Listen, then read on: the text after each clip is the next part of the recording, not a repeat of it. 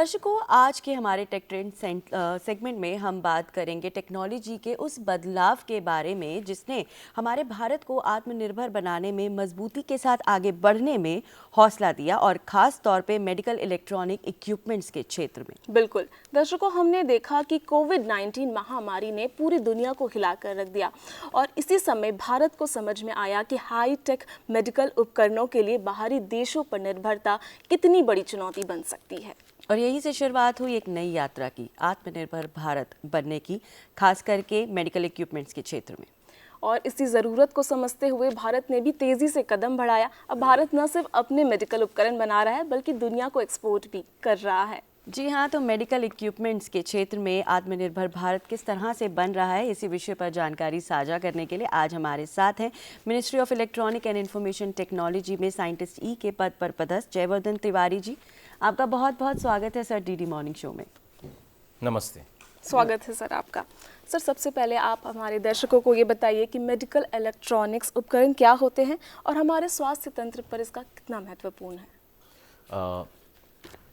Medical electronics equipment या medical devices आधुनिक चिकित्सा प्रणाली का एक अभिन्न अंग है और किसी भी बीमारी की जांच के लिए इनका बहुत ही महत्वपूर्ण रोल है। लार्जली मेडिकल इलेक्ट्रॉनिक डिवाइसेस को हम 3 कैटेगरीज में डिवाइड कर सकते हैं। पहला डायग्नोस्टिक्स, जहां शरीर की संरचना की इमेज बनाई जा सकती है, जैसे अल्ट्रासाउंड, एक्सरेज, सीटी स्कैनर्स, एमआरआईज। सो बीमारी के हिसाब से डॉक्टर प्रेस्क्राइब करते हैं कि आपको किस जांच में जाना है। आप देखेंगे कि अल्ट्रासाउंड गर्भावस्था की जांच के लिए बहुत ही लो कॉस्ट और प्रभावी मॉडलिटी है। एक्सरे और ultrasound largely low cost devices हैं और वहीं सीटी स्कैन और एमआरआई ये high cost high tech medical devices हैं। और दूसरा कैटेगरी मेडिकल डिवाइसेस में हो सकता है ट्रीटमेंट, जिनसे बीमारी का उपचार किया जा सकता है, जैसे पेसमेकर, हृदय के मैकेनिकल मोशन को फिर से रिस्टोर करने के लिए पेसमेकर इम्प्लांट किए जाते हैं। सिरिंज इन्फ्यूज़न पंप, जो पेशेंट्स आईसीयू में रहते हैं उनको ड्रग एक पर्टिकुलर फ्लो में दिया जाता है, एक पर्टिकुलर डोज का एक रेट होता है, वो सिरिंज इन्फ्यूज़न पंप के हिसाब से डिसाइड किया जा सकता है। और जो तीसरी कैटेगरी है वो है मॉनिटरिंग। ये एक बहुत ही महत्वपूर्ण कैटेगरी है मेडिकल डिवाइसेस की, जिससे डॉक्टर्स को पेशेंट का, मरीज का स्थिति जानने में बहुत मदद मिलती है। पेशेंट आईसीयू में है, उसका कंटिन्यूस मॉनिटरिंग इंश्योर किया जा सकता है। और इसके एग्जाम्पल हो सकते हैं जैसे पेशेंट मॉनिटर्स, होल्टर्स। तो इस तरह के उपकरणों को, मेडिकल डिवाइस के जितने भी उपकरण हैं उन्हें हम लगभग इन 3 कैटेगरी में डिवाइड कर सकते हैं। और इनका जैसे मैंने बताया आधुनिक चिकित्सा प्रणाली का एक अभिन्न अंग है। एग्जाम्पल के तौर पर अगर किसी एक्सीडेंट में किसी मरीज को ब्रेन इंजरी हो जाती है, पहले से 60 मिनट उसके लिए बहुत ही महत्वपूर्ण है।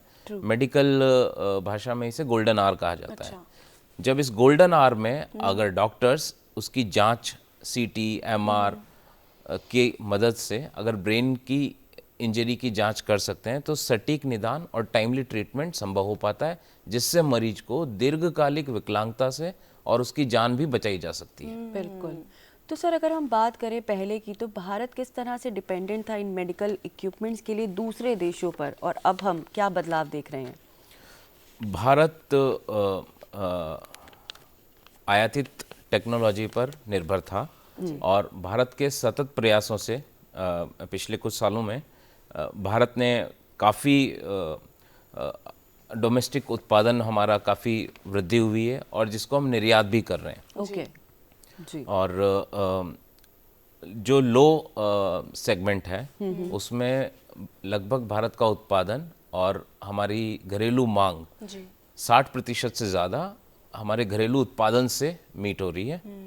और जो हाई टेक इक्विपमेंट्स हैं जैसे सीटी एमआर, उनका भी उत्पादन तेजी से शुरू हो रहा है। Okay, great. ठीक है सर, दूसरा सवाल मेरा ये, आत्मनिर्भर भारत के तहत कौन कौन सी ऐसी सरकारी योजनाएं हैं जो इस क्षेत्र में सक्रिय रूप से काम कर रही हैं? इस समय भारत में बहुत सारी सरकारी योजनाएं हैं और एक क्रमबद्ध तरीके से जो इम्प्लीमेंट हो रही हैं, जिससे भारत तेजी से, बहुत तेजी से मेडिकल डिवाइसेस सेक्टर में आगे बढ़ रहा है। ना सिर्फ अपनी घरेलू मांग को पूर्ति कर पा रहा है, बल्कि निर्यात की तरफ भी तेजी से अग्रसर है। कुछ स्कीम्स मैं यहाँ आपको बताना चाहूँगा और दर्शकों के साथ भी शेयर करना चाहूँगा। बिल्कुल। पहला, भारत ने 100% FDI किया है मेडिकल डिवाइसेस सेक्टर में। तो विदेशी कंपनियां सीधे निवेश कर सकती हैं, उसके लिए आपको किसी परमिशन की ज़रूरत नहीं है। दूसरा, प्रोडक्शन लिंक्ड स्कीम है। प्रोडक्शन लिंक्ड स्कीम 3,400 करोड़ रुपए का स्कीम है, जिसमें इंक्रीमेंटल प्रोडक्शन पे 5% इंसेंटिव भारत सरकार निर्माताओं को देती है। अच्छा। और उसका रिजल्ट ये है कि आज 44 ऐसे मेडिकल डिवाइसेस हैं जिनका भारत में उत्पादन नहीं होता था, जैसे CT, MR, अल्ट्रासाउंड, C-आर्म्स, उनका उत्पादन देश में शुरू हो गया है। तीसरा स्कीम मैं आपको बताना चाहूँगा, medical devices park. Himachal Pradesh, Madhya Pradesh, Uttar Pradesh, Tamil Nadu, इन 4 स्टेट्स में भारत ने मेडिकल डिवाइसेस पार्क स्थापित किए हैं, जिनका उद्देश्य बुनियादी ढांचा प्रदान करना है मैन्युफैक्चरर्स को, ताकि घरेलू उत्पादन बढ़ सके और हम निर्यात की तरफ भी अग्रसर हो सकें। और इसमें एक और महत्वपूर्ण इनिशिएटिव है, वो है ease of regulation, ease of compliance. हम उसको इस तरह से देख सकते हैं कि मेडिकल डिवाइसेस रूल्स हम 2017 में लेके आए थे। उनको आसान बनाने के लिए भारत ने नेशनल सिंगल विंडो पोर्टल शुरू किया, NSWS इनिशिएटिव। मेडटेक मित्रा शुरू किया है, ताकि मैन्युफैक्चरर्स मेडटेक मित्रा की मदद से प्रोडक्ट डेवलपमेंट और रेगुलेटरी अप्रूवल ले सकें, क्लिनिकल ट्रायल कर सकें। तो पूरा इकोसिस्टम इवॉल्व हो रहा है with the help of different schemes. ये सारी स्कीम्स लार्जली इकोनॉमिक गोल्स को सेटिस्फाई करती हैं। जहां एक तरफ इकोनॉमिक गोल्स को हम सेटिस्फाई कर पा रहे हैं, दूसरी तरफ हमें टेक्नोलॉजीज को इंडिजिनाइज करना भी उतना ही महत्वपूर्ण है। बिल्कुल। तो उसमें ministry of electronics and IT with the help of its R&D programme under digital India उस तरफ काफ़ी प्रयास कर रही है। ग्रेट सर, मेरा अगला सवाल ये रहेगा कि how democratisation of electronics in health sector will enable affordable health. मैं आपको ये बताना चाहूँगा कि डेमोक्रेटाइजेशन का डेफिनेशन जो हम समझ रहे हैं, उस पर थोड़ा सा मैं खुल के बात करना चाहता हूँ। बिल्कुल। मैं एक एग्जांपल भी देना चाहता हूँ कि बिजनेसेस एज यूजुअल कैसे चलते हैं। देखिए, एक आइडिया है, आइडिया को मोनेटाइज करके एक प्रोडक्ट बनाया जाता है जी। और एक प्रोडक्ट से एक बिजनेस तैयार किया जाता है। तो ये कन्वेंशनल बिजनेस मॉडल है। करेक्ट। अब आप नए बिजनेसेस देखिए, जैसे ऊबर है, अमेजॉन है, ये कैसे रन होते हैं? ये होते हैं, एक स्मार्ट मशीन्स हैं, एक प्लेटफॉर्म में कन्वर्ट होती हैं वो, और उस प्लेटफॉर्म के ऊपर यू विल हैव, हमारे पास बहुत सारे स्टेक होल्डर्स होते हैं उस पे हमारे। अगर हम UPI का एग्जांपल लेते हैं तो देखिए, उस UPI प्लेटफॉर्म के ऊपर बहुत सारे बैंक्स हैं, सिटीजन्स हैं, और वैल्यू एडेड सर्विस प्रोवाइडर्स हैं जो UPI यूज़ कर सकते हैं, मर्चेंट्स हैं। तो ये जो प्लेटफॉर्म अप्रोच है, अगर हम ये platform approach complex medical devices में अडॉप्ट करें, मैं एग्जांपल लूँगा MRI का। तो अगर ये platform approach complex medical devices में अडॉप्ट करने का मतलब है कि एक कॉम्प्लेक्स मशीन को मैं डिवाइड करता हूँ बेसिक बिल्डिंग ब्लॉक्स में, और एक प्लेटफॉर्म तैयार करता हूँ जिस पे रिसर्चर्स आके एक्सपेरिमेंट कर सकते हैं और नए इनोवेटिव प्रोडक्ट्स बना सकते हैं। तो अगर हम इस तरह से रिसर्च को आगे लेके जाते हैं, जो रिसर्च अप्रोच है जी, तो ये इनेबल करती है देश में बहुत सारे रिसर्चर्स को, स्टूडेंट्स को, मैन्युफैक्चरर्स को, वो एक्सपेरिमेंट करते हैं, नए नए प्रोडक्ट्स बना सकते हैं। तो when we will enable the entire ecosystem, जब हम इकोसिस्टम को इनेबल कर देते हैं जी, तो एक्सेसिबिलिटी और अफोर्डेबिलिटी इंप्रूव होती है। बिल्कुल बिल्कुल। सर, क्या ऐसे में आप कुछ स्वदेशी उत्पादों का उदाहरण दे सकते हैं जो कि भारत में ही विकसित हुए हैं? हाँ बिल्कुल, मैं आपको जैसा कि मैं आपको बताना चाह रहा था कि मैं आपको MRI का एग्जांपल देना चाहता हूँ। MRI is one of the most complex technology. तो MRI का आप इस समय देश में मैग्नेट टेक्नोलॉजी पूरे विश्व में 5 देशों के पास है। और अब भारत ने अपने सतत प्रयासों से गवर्नमेंट के सपोर्ट से वो टेक्नोलॉजी इंडिया में डेवलप कर ली है। ग्रेट। और ये टेक्नोलॉजी इतनी कॉम्प्लेक्स है कि आप ये मान लीजिए करीब 40 से 50 किलोमीटर का सुपर कंडक्टिंग वायर, जिसमें 500 एम्पियर करंट लगभग हर समय फ्लो होता रहता है, Okay. जो 4 केल्विन पे ऑपरेट होता है, विच इज़ -270 डिग्री। इतना कूल जो ऑपरेट होता है वो मैग्नेट भारत ने डेवलप कर लिया है। 1.5 टेस्ला है, होमोजीनस मैग्नेट है, जो पेशेंट स्कैनिंग के लिए, मरीजों की जांच के लिए काम में लिया जा सकता है। ये पूरा मशीन को हमने डिवाइड किया बेसिक बिल्डिंग ब्लॉक्स में, जो कि वेंडर न्यूट्रल है, ओके। जो प्रोप्राइटरी नहीं है, जो एक प्लेटफॉर्म के तौर पे देखा जा सकता है, जिसमें भारतवर्ष से और रिसर्चर्स आके और भी नए प्रोडक्ट्स डेवलप कर सकते हैं, नई पल्स सीक्वेंसेस लिख सकते हैं, ताकि डेमोक्रेटाइजेशन हो, ताकि technology will be available to every researcher, ताकि हम तकनीक को हर रिसर्चर के पास तक ले जा सकें और रिसर्चर से मैन्युफैक्चरर और अल्टीमेटली वो हर एक मरीज तक पहुंच सकें। एग्जैक्टली। तो ये एक एग्जांपल मैं आपको कोट करना चाहता था। और एमआरआई में हमने इंडियन कंपनीज को भी एंगेज कर लिया है, 7 कंपनीज को, जो इस डेवलपमेंट को आगे लेके जा रही हैं। और बहुत जल्दी हम एम्स न्यू दिल्ली में एक एमआरआई क्लिनिकल ट्रायल के लिए लगाने वाले हैं। Great great. तो क्या हम ये कह सकते हैं कि ये जो महामारी आई थी कोविड-19 की, तो ये एक टर्निंग पॉइंट रहा भारत को आत्मनिर्भर बनने में? देखिए, कोविड-19 एक लेसन था सबके लिए, और कोविड-19 ने सेक्टर्स को डिसरप्ट किया जी। भारत ने डिसरप्शन को एक्सेलरेट किया अपने बेनिफिट के लिए। राइट।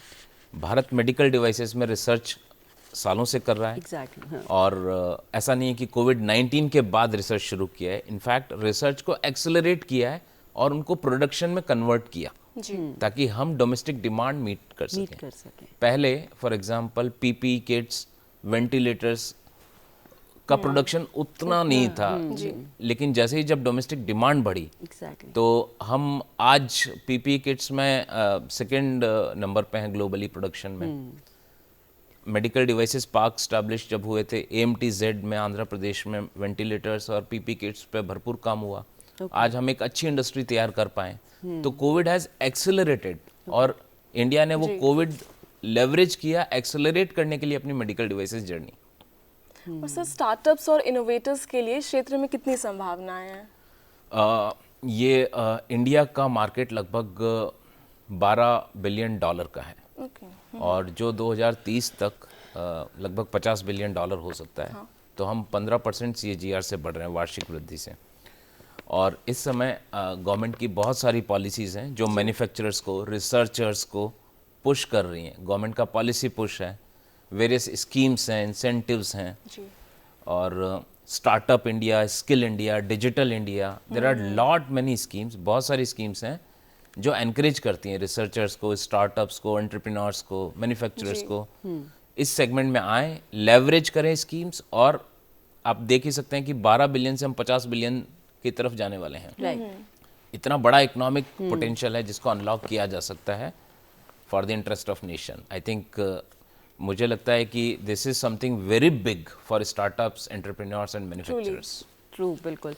ग्रामीण क्षेत्रों की अगर बात करते हैं, तो उस वहाँ पर ये मेडिकल इक्विपमेंट्स की पहुँच कैसे सुनिश्चित की जा रही है? किस तरह के कदम बढ़ाए जा रहे हैं कि वहाँ तक भी ये मेडिकल इक्विपमेंट्स जो हैं वो आसानी से पहुँच सकें और वो इसका इस्तेमाल कर सकें? देखिए, भारत में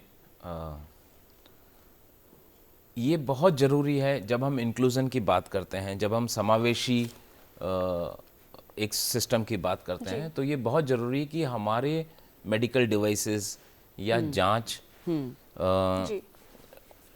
इस दर पे की जाए कि वो अफोर्डेबल हो। जी। तो हेल्थ केयर में मुझे लगता है कि हमारा टारगेट है हेल्थ केयर को एक्सेसिबल बनाना, राइट, हेल्थ केयर को अफोर्डेबल बनाना और क्वालिटी हेल्थ केयर देना। राइट। वो सेम क्वालिटी या वो नॉर्थ ईस्ट के किसी विलेज में हो या राजस्थान के बॉर्डर विलेजेस में हो या दिल्ली में हो, हम चाहते हैं हमारे नागरिकों को same quality health care affordable हो, एक्सेसिबल हो। उसके लिए हमें ये ज़रूरी है कि डिवाइसेस का, मेडिकल डिवाइसेस का कॉस्ट पर स्कैन हम रिड्यूस कर पाएँ।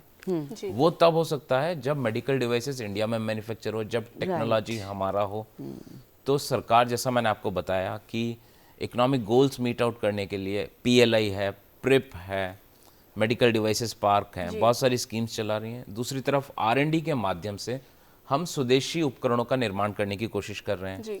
जब ये स्वदेशी उपकरण बनेंगे, जब ये तकनीकें भारतीय होंगी और दूसरी तरफ हमारी स्कीम्स जो मैन्युफैक्चरिंग को सपोर्ट करेंगी, जब ये दोनों साथ साथ काम कर रहे हैं ताकि हम low cost medical devices develop कर सकें। राइट। एक बार low cost medical devices develop हो गया तो इंडस्ट्रीज अपने आप इन डिवाइसेस को प्रोलिफरेट कर सकती हैं। सर, ऐसे में ये सवाल है कि आज के समय में न्यू इमर्जिंग टेक्नोलॉजीज का इस क्षेत्र में क्या उपयोग हो रहा है?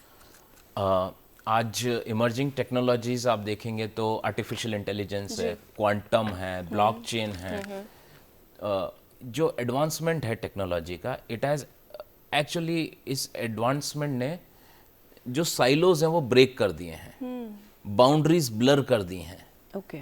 आप AI की मदद से आप एक वेरिएबल डिवाइस पहनते हैं, with the help of AI वो आपको प्रेडिक्ट कर पाता है, आपको आपका मॉनिटरिंग करता है डेटा यूज करके, और आपकी हेल्थ की जानकारी आपसे साझा करता है।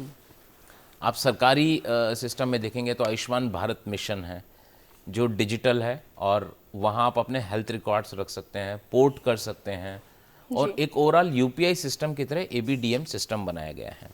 राइट। सिमिलरली AI की एप्लीकेशंस जब हम इमेजिंग में देखेंगे तो एक डिजीज़ है या एक रेडियोलॉजिस्ट जब एक इमेज देखता है, डायग्नोस करता है, उसका एक लिमिट होता है कि पर डे वो इतना नंबर ऑफ पेशेंट्स देख सकता है। लेकिन with the help of AI उसका डायग्नोस्टिक कॉन्फिडेंस बूस्ट कर सकता है, और प्रॉब्ली वो नंबर ऑफ पेशेंट्स ज़्यादा देख पाए, नंबर ऑफ रिपोर्ट्स ज़्यादा रिपोर्ट कर पाए। तो इसी तरह क्वांटम में आप देखेंगे तो क्वांटम का बेनिफिट है, क्वांटम इवॉल्विंग एरिया है, और क्वांटम का मेजर बेनिफिट है अमाउंट ऑफ इंफॉर्मेशन जो क्वांटम कंप्यूटर्स प्रोसेस कर सकते हैं, which is very high, which is very high. तो वो ये सारी टेक्नोलॉजीज व्हेन कंबाइंड, जब ये कंबाइन होती हैं तो ये लाती हैं डिसरप्शन, और ये डिसरप्शन हमें एक्सेलरेट करना है in the interest of citizens. तो हेल्थ केयर में ये डिसरप्शन है, हम उस वर्ज पे हैं, हम एक्सेलरेट कर रहे हैं ताकि हमें हेल्थ अफोर्डेबल मिले, एक्सेसिबल मिले और क्वालिटी हेल्थ केयर हो। बिल्कुल। तो सर, लास्ट में हम यही जानना चाहेंगे कि आप हमारे जो व्यूवर्स हैं उनको क्या मैसेज देना चाहेंगे, खास तौर पे जो हमारे युवा वैज्ञानिक और उद्यमी जो हैं, जो नया स्टार्टअप कर रहे हैं, उनको किस तरह का मैसेज देना चाहेंगे, स्पेशली इस क्षेत्र में? जैसा कि मैंने आपको बताया, इकोनॉमिक पोटेंशियल भारत में काफ़ी है, टेक्निकल टैलेंट अबंडेंस है, डेमोग्राफिक डिविडेंड है which can be leveraged, government policy push है, और एक बहुत बड़ा मार्केट है जो बढ़ रहा है तेज़ी से।